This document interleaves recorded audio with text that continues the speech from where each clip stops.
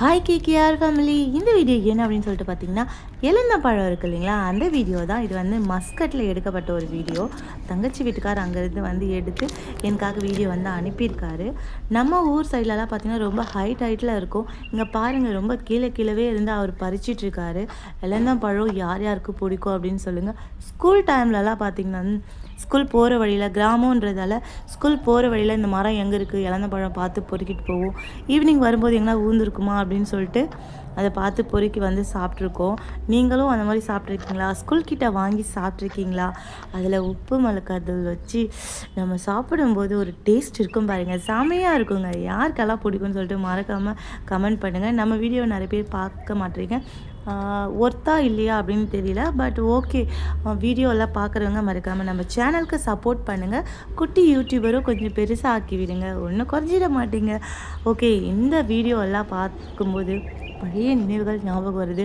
கொம்பு எடுத்துக்கிட்டு போயிட்டு இளந்தம்பழம் அந்த மரத்துக்கிட்ட ஹைட்டு எட்டவே எட்டாது, அந்த கொம்பில் அடித்து சாப்பிடும்போது நல்லாயிருக்கும்.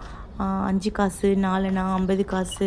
அப்போல்லாம் 5 காசெல்லாம் நான் இருக்கும்போதெல்லாம் செல்லுச்சு, இப்போ தான் செல்லாவாது. இப்போ வந்து எவ்வளோ பேர் வீடியோக்காக பண்ணாலும், ஆனால் ரசித்து சாப்பிட்டது 18-19 கிட்ஸாக தான் இருக்கும். ஏன்னா அவங்களுக்கு வந்து அதனோட அருமை என்ன அப்படின்னு தெரிஞ்சிருக்கும். இப்போவும் சரி, அதை கேட்டிங்கன்னா அது ஒரு மெமரி அப்படின்னே சொல்லுவாங்க.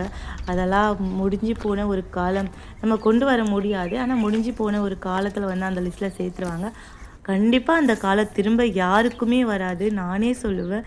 நாங்கள் இருந்து இந்த மாதிரி இலந்தப்பழம், நாவல் பழம், அப்புறம் வெளாங்காய், கலாக்கா, புளியம்பழம், இதெல்லாம் வந்து ஒரு மறக்க முடியாத நினைவுகளில் ஒன்று. பாருங்கள் எவ்வளோ இருக்குது பாருங்கள். அச்சோ, இதெல்லாம் பார்க்கும்போது சந்தோஷமாக இருக்குது. ஆனால் போட மறுபடியும் கிராமத்துக்கே போயிடணும் அப்படின்னு ஒரு ஃபீலும் இருக்குது. ஏன்னா சிட்டிக்குள்ளேயே உட்காந்துட்டு இதெல்லாம் பார்க்கும்போது நமக்கும் இதெல்லாம் அனுபவிச்சுட்டு வந்தாலும் மறுபடியும் ஆசையாக இருக்குது.